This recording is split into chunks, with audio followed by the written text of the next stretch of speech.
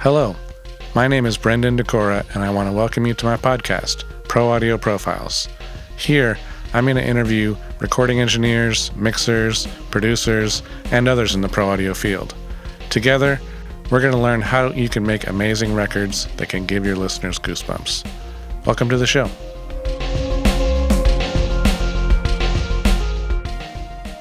On today's show, we have Todd Burke. He has credits with Jack Johnson, Ben Harper, M83, and many more.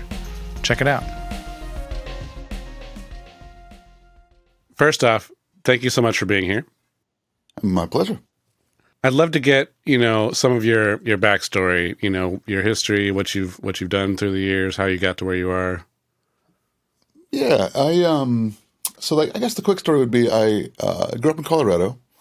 I moved to LA in 94 and got a job at Grandmaster Recorders. Okay. Which was a super kind of atypical upbringing, I guess. A lot of my friends came up at Sunset or Ocean Way or wherever, and they had proper programs for internships and a real kind of a standard protocol, I guess, for bringing kids up and getting them out the door and whatever. Right. Grandmaster was the opposite, where it was just some old hippies had built this studio on Cahuenga, and most people hadn't heard of it. It was one of those studios that I think you'd kind of end up at because all the other places were booked. It was just kind of, it was a little ramshackled, but it was a Neve 8028, which was actually exactly. It was like the sister console of the one at Sound City, if you ever worked out there in A. Oh, okay. A or 1 or whatever they called the big room. Right. But it was exactly the same. 24 inputs and 1073s and 1084s all the way across, and a little passive monitor section, and really simple. But from a technical aspect, it was really a cool way to kind of get to know the gear and sort of the craft of this, because it was pretty straightforward and sounded great. I mean. But anyway, Sorry, go ahead.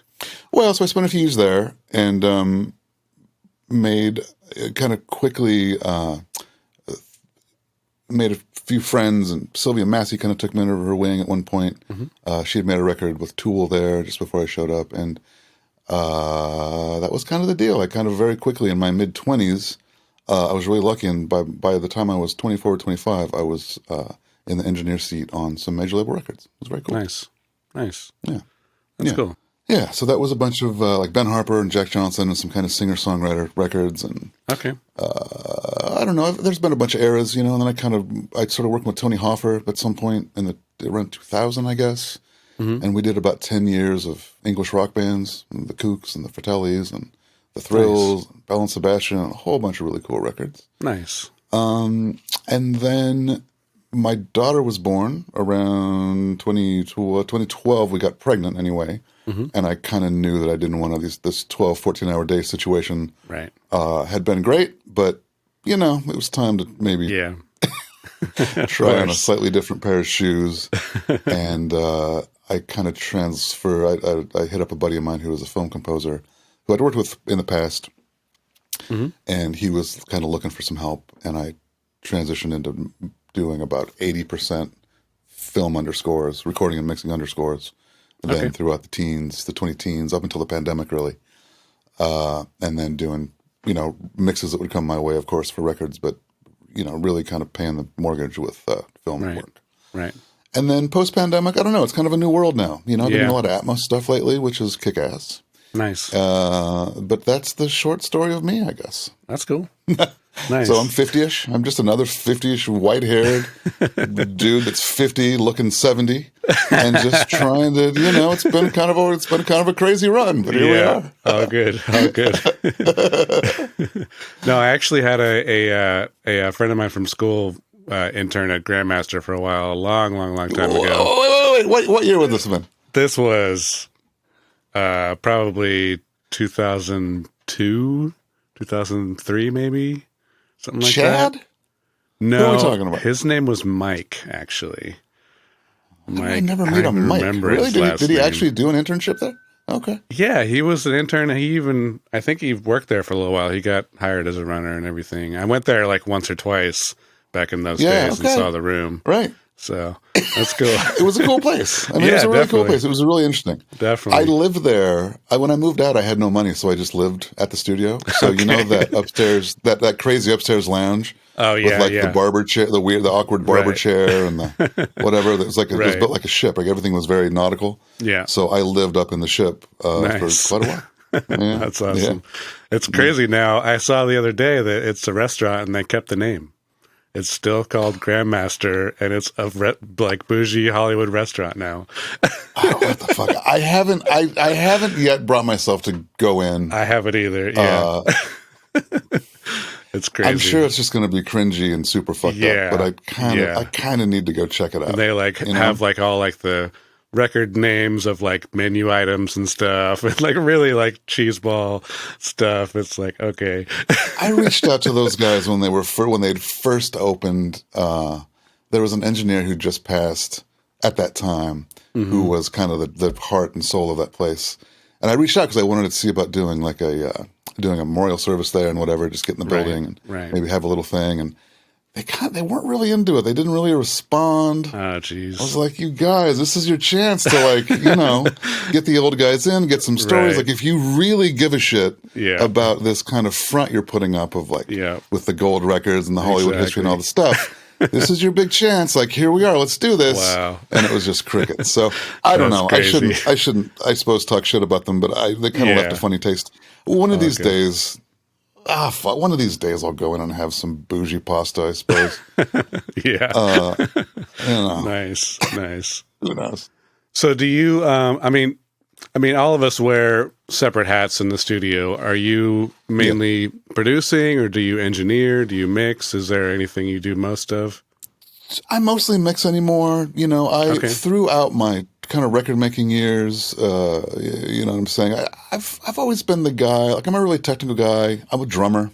And I don't put that as a disclaimer, but I think I became pretty self-aware early on that like I saw a lot of the good that would come from producers who really had a deep, a really solid sense of music theory and all that. And I'm not trying to sell myself short, but I kind of have always taken the role, and I found myself in the role and really excelled in the role of like co-producer, engineer. I haven't done a lot of producing. I've produced some records, don't get me wrong, of course, right? But on big stuff, I've been always sort of aware that I was probably better at the technical side and better being the guy watching the meters and making sure everything was cool, keeping shit sounding record-like all day long and all that, and leave like the sort of the big conversations and the sort of forming of the vibe to the producer. And I've been really lucky to work with some really, really amazing producers throughout my whole career, and it's fantastic, But I'm a little bit more the technical guy. Yeah. No, I honestly find myself in the exact same boat. I'm a drummer myself. Yeah. And I'm even lived in Colorado for a long time. Where'd you grow up? Where in Colorado? I spent a long time in Boulder. I my whole teenage years there, basically. Okay. Yeah, it's beautiful there. It's a beautiful town. Oh, it's awesome. It's bougie as fuck anymore. Yeah, nowadays, but, for sure. Well, yeah. But I'm the same. Like, I'm a drummer, I focus mainly on engineering and mixing now. And same deal. Like, I've worked with amazing producers, and I see the art that is producing, and the music theory, and the producers that play instruments and really contribute a lot. And it's like it's a slightly different look. It's a kind of a different thing. Totally different. Yeah, I'm with for it. Sure. But man, I'll tell you, most of the great mixers that I know, I think, are drummers. And I guess that's kind of a bolder statement to say on a thing like this, but I'm going to say it. goddammit. Yeah. But seriously, like, I think that drummers have, I don't know, there's something about kind of building creating the building blocks of a mix and creating a thing with structure, and I don't know, it's just a sort of a different mindset, Yeah. And I think that it behooves a lot of us. There's a lot of mixers that sort of that do awfully well as post drummers, right? So I don't know. I mean, for me, like I do mostly mixing now as well, and I've always been the person where I when I listen to a song, I'm not listening to the lyrics necessarily. I hear the melody, I hear the vibe, I feel the emotion, but it's rare that I'm listening word for word what they're saying and resonating with that. I see the whole picture of all the instruments working together and everything as a complete picture, so it's like listening to the radio, you're saying, or something, right? Yeah. But totally. And that in turn, goes into my mixing too. It's like, it's weird. People say that I'm weird like that, but it's strange. I mean, it's like being a carpenter or something, right? A carpenter walks into the house and like sees the form and is imagining how the fucking studs are laid out. And like, I don't know. This is a terrible analogy. It's going to know because I'm not a carpenter, but you know what I'm saying? Like very into sort of the form of the thing, and like like seven steps into how the thing is made. Right. Not just like, oh, I like your tile. We'll get to the tile later. Let's start with the studs, and that's that's a little bit of a profound way to think about listening to music. I mean, I guess it's a different thing. But yeah. So how do you I know you're mixing mostly now, and we'll get to that. But when you're engineering, like, can you walk us through your process for preparing an artist for a session? Well, first you beat them down and you belittle them. That's horrible. Do you remember that? I don't know if you seem. I've got a few years on you. You may not remember those days. There was a time when, like my early assisting days around the late mid 90s, there really actually was kind of a horrible art form to, and it wasn't every producer, but it wasn't that rare to meet those real assholes who really were would really take a crazy position of power. And it was there was a breaking process before the music started. And I saw it several times, and it was always horrifying. I don't know why I'm talking about this. It's got nothing to do with it. I guess I'm saying that because I feel like I'm the polar opposite of that, where, I feel like the thing outside of the technical part, I think the thing that any of us can bring to a room, though, with especially a young band, or even a band who's done it 12 times, I think one of the biggest things is just making it feel. One of the things is, making the day feel important, and whether it's a day or a week or a month or there's been records that have gone for 3 or 4 months. But I've always tried as much as I can, and I've known some producers who are way better at this than me, but we're really, really good at just making the day feel important and making everyone feel like what we are up to right now fucking mattered. Right. And that's maybe increasingly difficult. I don't want to get into gloom and doom kind of shit, but let's not pretend that art isn't being devalued across the board these days, or it feels that way anyway, especially some of us old timers, right? Yeah. So with that sort of overwhelming feeling, sometimes it's easy to get kind of apathetic and get drawn into that. But I think as much as any of us can, especially these days, I'm saying, is we should try to breathe some importance, and or at least a feeling of importance, into sitting down with some guys and making music, or sitting down with people and creating a thing, Right. Even if, it does seem like it's going to go on a streaming platform and probably not generate a bunch of money. And maybe it is just a means to get fans to the show. And that's what really matters. And it's easy to get into that whole cycle of things these days. Right. But, the record should fucking matter. God damn it. This is important shit. This is amazing art that I think that we're all making. And, it's important to be mindful of that, I think, Right. It really is. And it's sometimes harder to be these days. So yeah. Totally. I've forgotten the question.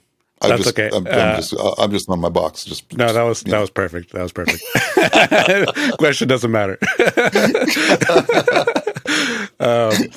So when you're, obviously, everyone's worked in varying degrees of studio quality. Like when you walk into a subpar studio, what are some considerations you take in?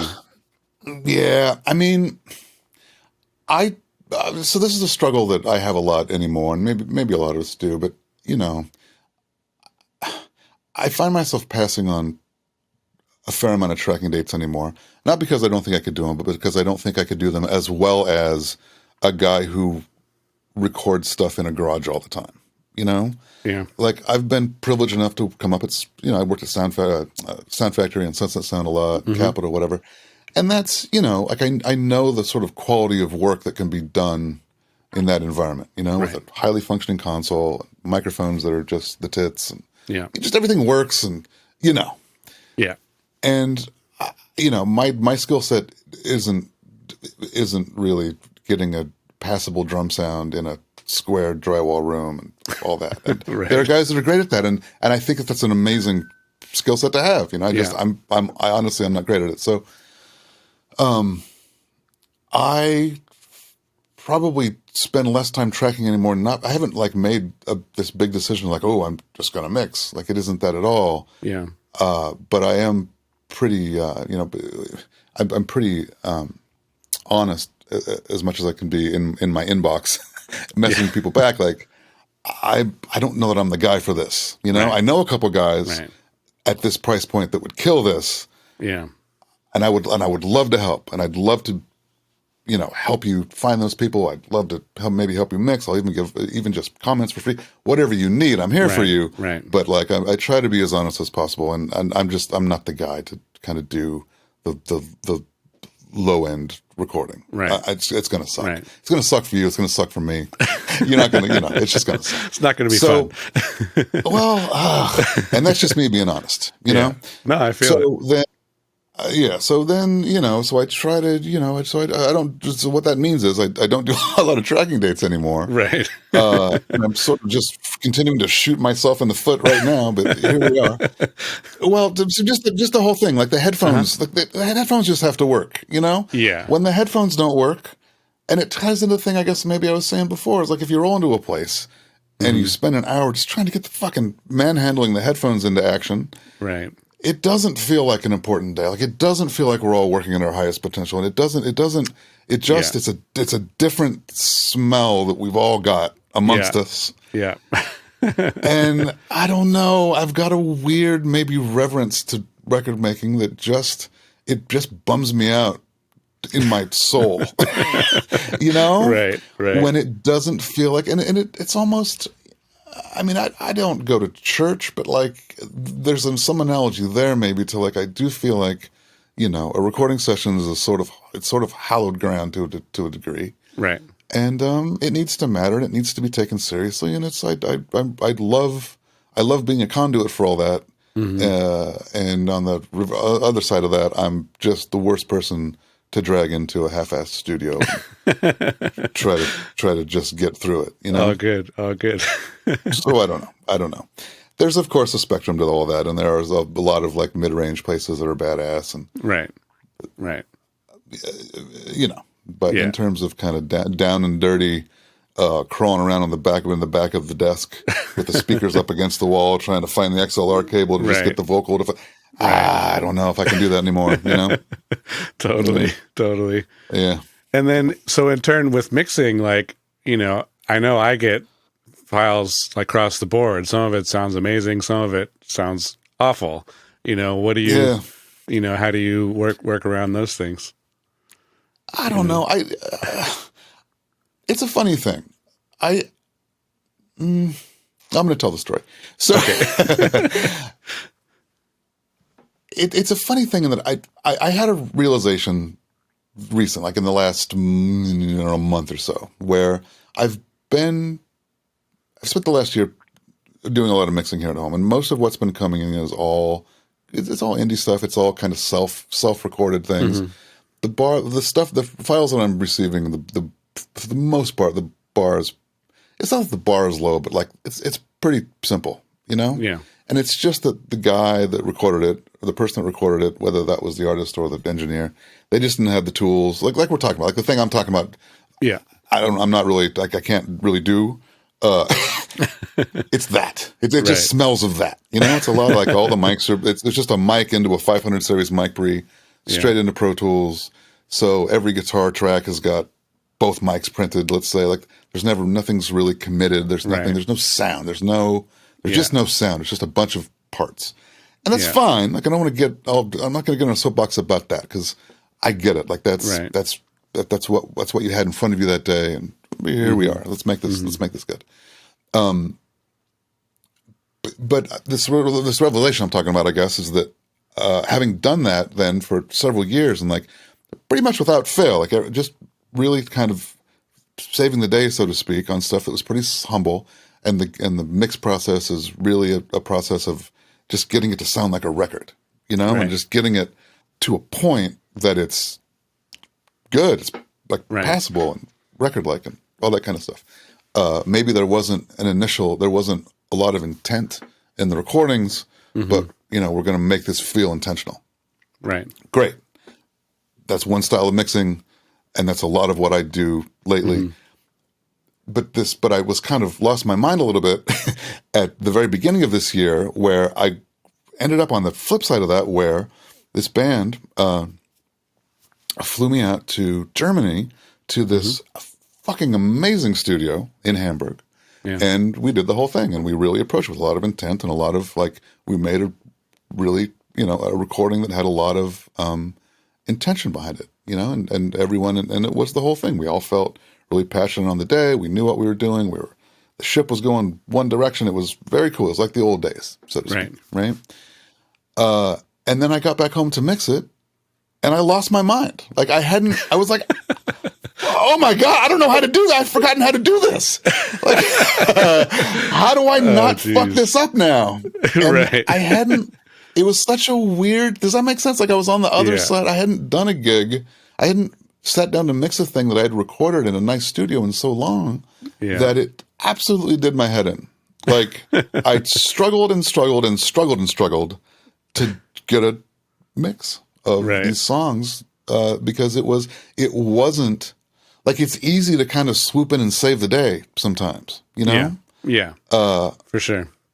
It's kind of low hanging fruit a little bit. You know? Yeah. But then, so then to sort of be then in the other side and receive and have some tracks in front of you that have an intention and don't need saving necessarily, but just need that little bit of refining.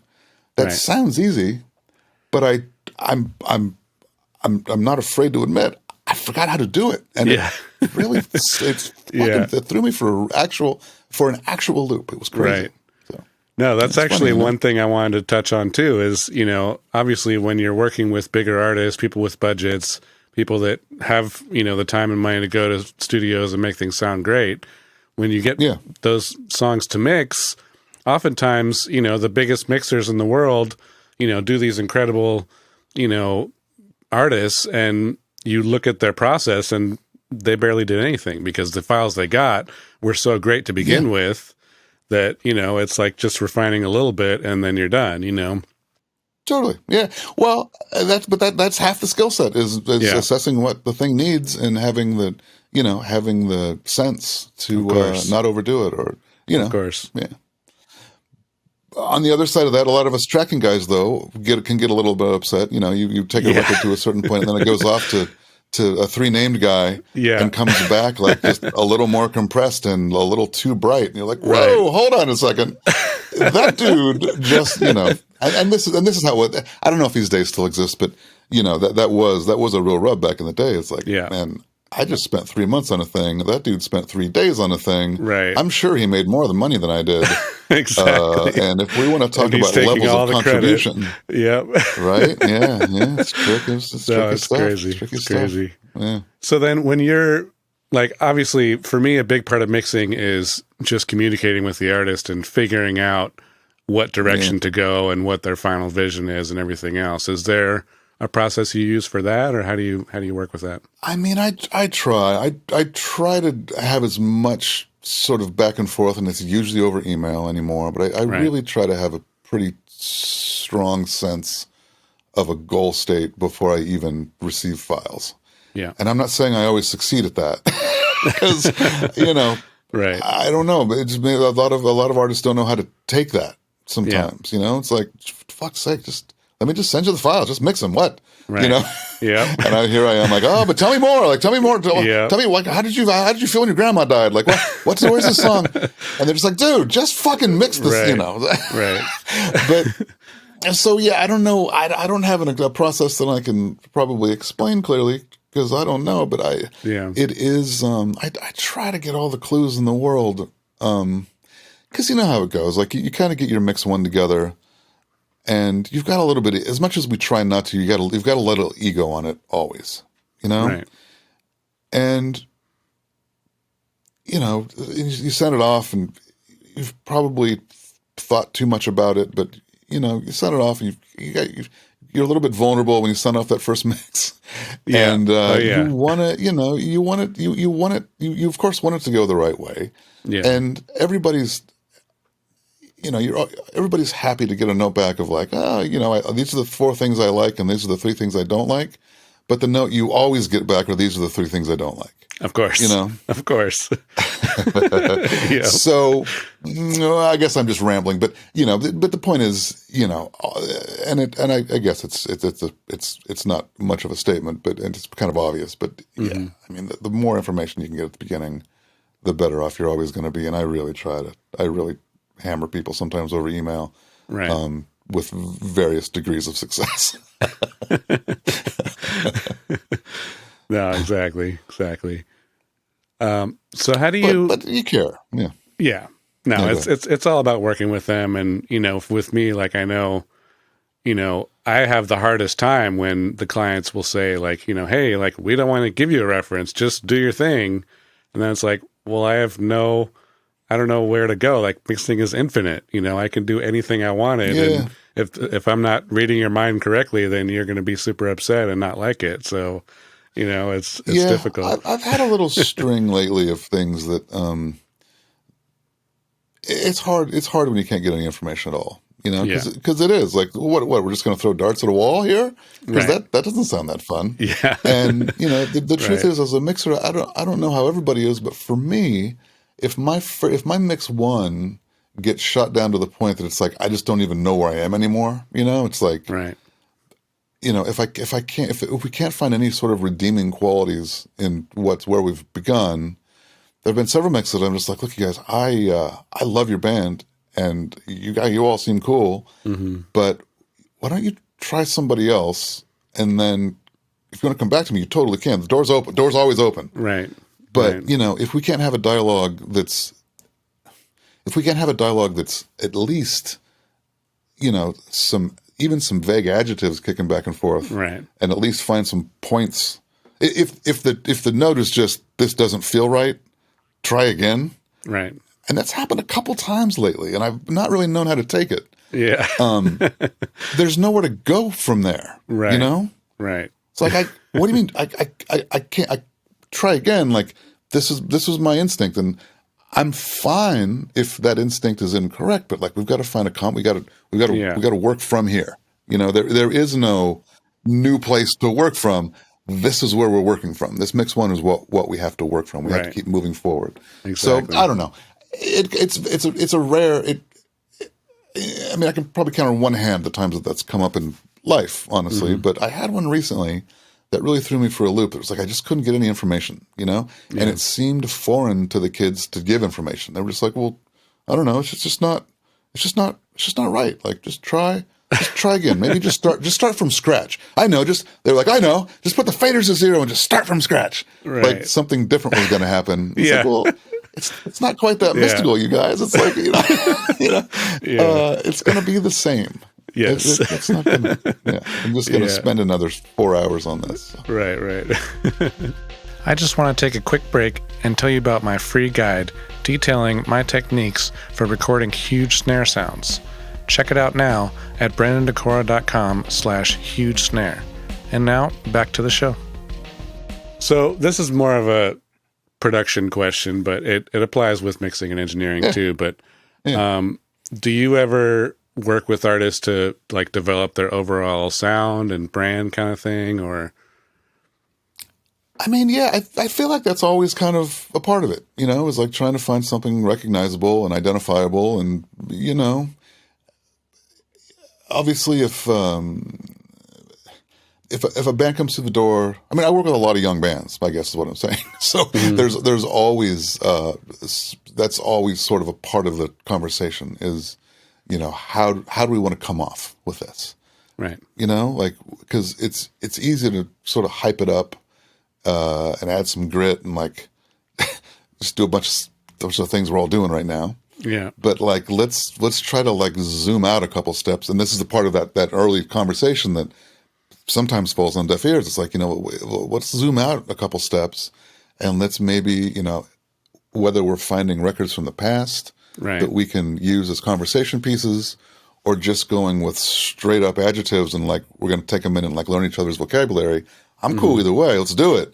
But like, let's do that. Right. Rather than, just make it better. Because that is kind of a shame when, if the sort of art of mixing, I feel like if you let it sort of devolve into like just making the stuff that comes through the door 10% better and sending it off. Mm-hmm. I mean, I've got, maybe it's being a dad, or maybe like I value my time a little bit too much for that. Like I don't want to just make it 10% better and send it off. And, like that's fucking boring. I'd rather go play Minecraft with my daughter, and like, I'd rather build some shit in Minecraft with my daughter than that, because that would be more creative. That'd be a more fulfilling creative process for me, to be frank. So exactly. Exactly. I don't know. It's hard being old, and I know I sound like a grizzly old shit. No, but yeah.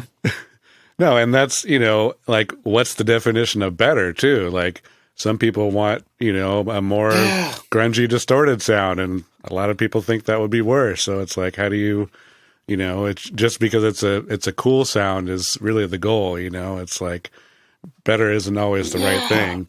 So, I feel like it should, like, I think like a recording should have some intention. It should sound intentional to my grandma, Right. Like my grandma should be like, damn, those guys really mean, these people went in, they've got in front of microphones, and they mean it. Like that's, I want a piece of music to like just emanate that, just emanate intention. And, all my favorite music, is very much that. And nice. I don't know. There's a lot of music that's made every day that doesn't scream that. And I don't know. It's a different thing. All good. Yeah. Is there any current or recent projects that you can talk about you want to share? I've, like I said, it's been a lot of since Christmas. I think it's been a lot of Atmos, which I'm really excited about. Yeah. I'm doing, today, what have I got today? I've got some recalls on an Atmos mix for an artist named Albert Hammond Jr., who was a guitar player in the Strokes. Okay. He made a big 20-song record. I think it's maybe his pandemic project, but it's a bunch of songs. Mm-hmm. And an old pal of mine, Tony Harper, mixed it. And I've been doing the Atmos component to some of his mixes lately. And this is one of them. So it's the nice thing about it from an Atmos angle, and this maybe gets more technical than you want to get, but it's for sure. In Atmos, when you receive stems that are indeed really well created stems that, unity gain, they add up to the stereo mix, maybe even with bus processing and stuff, there's a bunch of tricks to all that. Right. We're all, a lot of us are learning now, Yeah. But the stuff that I'm getting from Tony, it stems just absolutely perfectly. So doing the Atmos pass is just this joy of like stretching this mix out into the room, right? Yeah. But you don't have to the sort of discovery part of trying to just get the mix back, which is oftentimes more of the process of an Atmos mix than the actual moving stuff around part. Right. So it doesn't make it easy per se, but it definitely removes the kind of the grind, which can be the beginning of an Atmos mix of just trying to recreate a thing. Absolutely. And recreate a thing. Let's not pretend we don't have pretty limited tools. Plugins are great. Yeah. no one's saying plugins aren't great. Right. But trying to get a multi-track to sound like it was mixed through a Neve console and a pair of Pultecs and a 3369, whatever. Right. We've got a lot of great plugins, and you can get there, but it's not particularly easy. So. Yeah. What else is going on? There's a Slovenian band called Joker Out that I've been working with a bunch. Slovenia is this tiny country of 2 million people, but these kids are fucking killing it. It's amazing. And they're like guitar riff. It's kind of like guitar. It's not hard rock. It's rock and it's riff based, but it's pretty poppy and pretty. They're a very cool band. It's a little bit maybe like a throwback to Britpop to some degree. Maybe like not Oasis, but maybe like the Kooks. Right. But it's cool, and it just does my heart everything. I flew over and caught a show of theirs at the end of last year, and to see a stadium full of 19-year-olds rocking. Oh, it did my heart so much good. It was so fantastic to see. Nice. Yeah. That's awesome. But yeah, I think that's what's on the desk right now. A couple indie things just came through. Yeah. Nice. I've done a little bit of Atmos stuff, and I've been fortunate where I've just done Atmos mixes of stuff that I've mixed.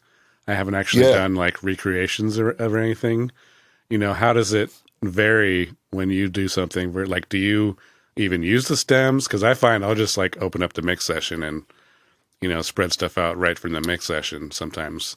I tend to do that as well. And I've got some friends who are like, oh, no, you should always make stems and always mix from the stems. And I get it. I hear it. Like, I know, I understand the idea.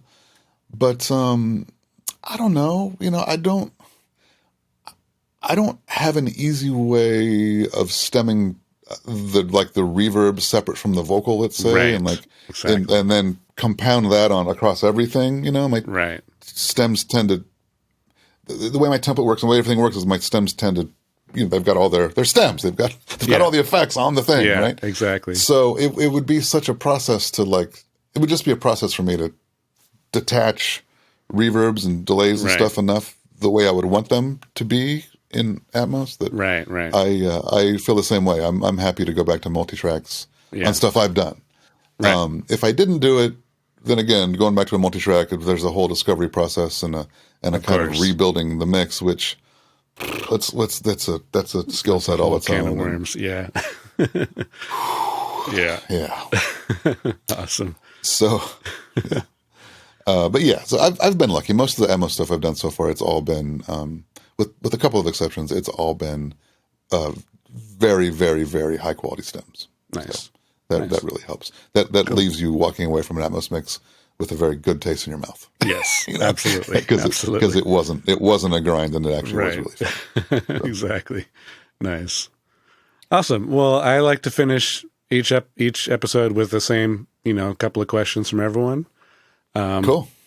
So the first one I have is, what is your most influential teacher? Huh. And it can be a couple. I know it's hard to pinpoint sometimes. Yeah.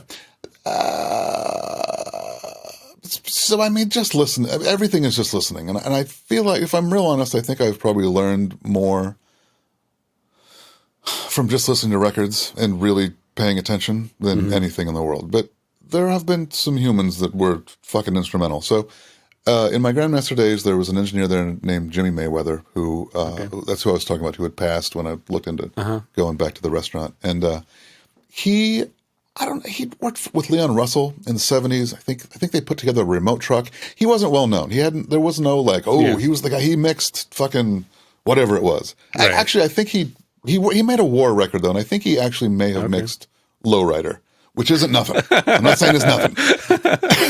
He didn't do anything big. But that also might not be true, because all those guys, you could never, everything was, truth was always a little like, I don't know, I was pretty drunk and, But Jimmy really sort of taught me everything in my early years at Grandmaster. And, also, I already mentioned Sylvia Massey took me under her wing early on. And she, it was less about the words that she said, and she didn't really so this is how I blah, blah, blah, blah. It wasn't that kind of thing, but she was just like, look, come with me. I'm going to Sound City to this record. You want to come with me? I'll give you you can have the engineer slot. And I was like, oh, fuck, what do you mean? I guess. And I was 20 or 21 or something. Right. And there were a couple of records that I did. I went with her to the studio and to other studios, and I would sit in the chair, but I would pretty quickly like flounder around, like kind of meekly, like I didn't know what I was doing yet, you know? Right. So I'd be kind of like, do you like that? And she'd be like, get out of the way. And she'd get in there and just but she'd spin together some fucking science. Right. And I would just sit there and watch this happening. And it was my entire education, basically. That's cool. Was, being very gently and nicely pushed aside. Yeah. So she could get in there and do the thing. But like I learned everything. And, and it wasn't years of that. I think it was a couple of projects. It was, all in all, maybe 4 or 5 weeks of hanging out with her on projects, but it really was. It was everything. Nice. Those are the big ones that come to mind. There were others. There's an engineer named Brad Cook who I assisted him on some Foo Fighters stuff at Grandmaster. Okay. And I learned a lot from Brad. He was just a few years older than me at the time, but he'd made a few records and he had some big ideas and whatever. I had quite a few mentors actually early on in my thing. That's everything, it really is. And I tend to tell people all the time, like, reach out. If younger engineers coming up, they really shouldn't be afraid to reach out and get in touch with us older guys, because we all owe a huge debt to the mentors that helped us out along the way. Of course. It's a little bit stifling. Like there's really no way to pay that back. There aren't that many opportunities to give back anymore. As we all spend less time in commercial rooms. So, if you're listening to this and you're kind of an up and comer and wishing you just would love to have hear me talking about a few afternoons with Sylvia Massey, and like, oh fuck, that would be great. Man, reach out to Sylvia or to some of us younger guys. Or whatever, like just do it. We're all kind of gagging to give back, I think. So. Right. No, I mean, same. Like when I was, even an assistant at a studio, like I would tell all the runners, like, please ask me whatever question you have. Like, I'm happy to answer anything. So I get it for sure. I love that shit. I love that loop. If God forbid, and if I'm at Sunset or someplace and God forbid you come in and ask a question, you're going to get a motherfucking earful, because I will be so stoked that you asked the question. Right. Exactly. I'm going to go pretty far, and I think most of us are that way. Is the truth. I'm not saying I'm unique. I'm just saying you're going to get an earful. For sure. Nice. Yeah. All right. So next question. What is your favorite reference track? I know you're doing a lot of mixing, but if you have to go into a studio and check it out. Hold on. Yeah. Okay. All right. No, that's actually a good question. I would be interested to hear that answered by a bunch of my peers. That's the truth. So here, I'm going to open up my So here's my reference audio playlist. Okay. I'm maybe not proud of this, but I'm just going to go for it. I'm not going to try to be cool. All right. You ready? So we come out swinging out of the gate with some Bob Clearmountain on "Weather with You" off of Crowded House's Woodface record. Okay. Just the intro is so dense that you can really get a sense of kind of what your speakers are doing and what the room's doing. Right. There's so many layers to it, from top to bottom, of fucking triangles and reverb decays off of wood. There's so much happening. Like you can really ascertain what's happening. Okay. So then I got some Steely Dan, fucking sue me. The classic. A couple of XTC songs I love. There's one, Poor Skeleton Steps Out, off of Oranges and Lemons. And then Runaways of English Settlement. Fucking Hugh Padgham. God damn. That shit sounds good. Nice. I'm a kind of a Jonathan Wilson fan, and I really like, he made this most current record he made in Nashville, I believe, called Dixie Blur. I just think it sounds great, and it sounds different than I think what a lot of us LA guys are doing. Like it's kind of got a different shape to it, kind of got a Nashville shape to it that I really like. So he's currently in my, I think it's the first song on the record called Just for Love. I've got that in my reference playlist. Hugh Padgham again with Making Plans for Nigel. Nigel then on a Beck record called Sea Change. I really like that first song. Yeah. I don't know. It's a good one, right? Yeah. You're actually not the first person to say that. That's another one. Yeah. No, listen, that The Golden Age is another really good one, kind of like The Crowded House, in that there are so many layers, and especially so many kind of chimey layers. Right. Wurlitzers and acoustic guitars and all. that you can really work out what's happening in a room in the mids and above. Right. It's a really good one to check out. And the way the snare, the sort of the guttiness of the snare on that one in particular is a really, really good read for speakers. I could probably wrap it up. I'll give you two more. Okay. We're back to Bob Clearmountain again with Roxy Music More Than This. Cause those toms in the intro, maybe. Yeah. And the distortion, that opening guitar lick has got that fucked up grit on it. And there are some rooms you just don't hear that grit in, and that's a big red flag and one to be mindful of, right? Yeah. And then to East West, back to that back corner. I've never worked in that back room at East West. Really? It's never come up. It's like the best room in town. No, you're telling me. I've been in the Beach Boys room a few times lately, actually, but I've never been in that back room. But so the last one I'll leave you with is that first song on REM's New Adventures in Hi-Fi. Okay. Is the craziest drum sound. I don't know how you get all that low end. Right. I don't know how you get it put on record. It happened. But Nice. that's a really good one for me for listening to it, being in an unfamiliar room and seeing how the low end is functioning. It's Nice. Nice. That's my list. Cool. It goes on and on for there. Yeah. That's Awesome. Cool. I go into a new room and I'll listen to records for an hour. And Right. That's important. Yeah. No, for sure. For sure. Okay. So last question. What would be one tidbit you have for an upcoming engineer? Take Fountain. Always take Fountain. Stay off of Hollywood. Stay off of Sunset. Always take the time to just shoot south that little bit. It's everything. It's fucking everything. That's awesome. I don't know if I've got a tidbit. I don't know that I've got a tidbit for. Because we've already said it, but I think it's important to reach out and and maybe it's just that I think a lot of it. I'll speak for me. For me, I feel such a sort of loss in the closing of so many commercial rooms now, and I so miss the sort of camaraderie and the bumping into old friends in the lounge and sort of that whole thing, the kind of community that existed around recording that. We've sort of all retreated to our garages and what kind of mixed our new spaces. Yeah.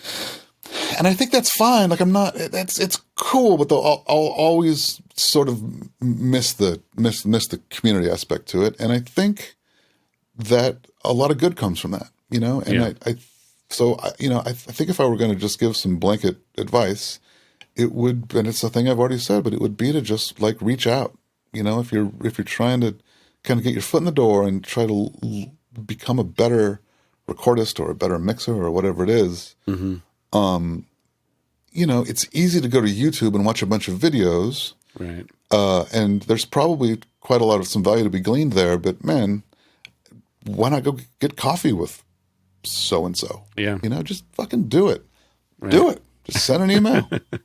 So-and-so might not get back. That's okay. Send another email. Right. Just, but reach out. Because I do think, most of us are looking to give back and probably do sort of miss the feeling of community. And, I know anyone who hits me up ends up with a pint of beer or a cup of coffee in front of them. Right.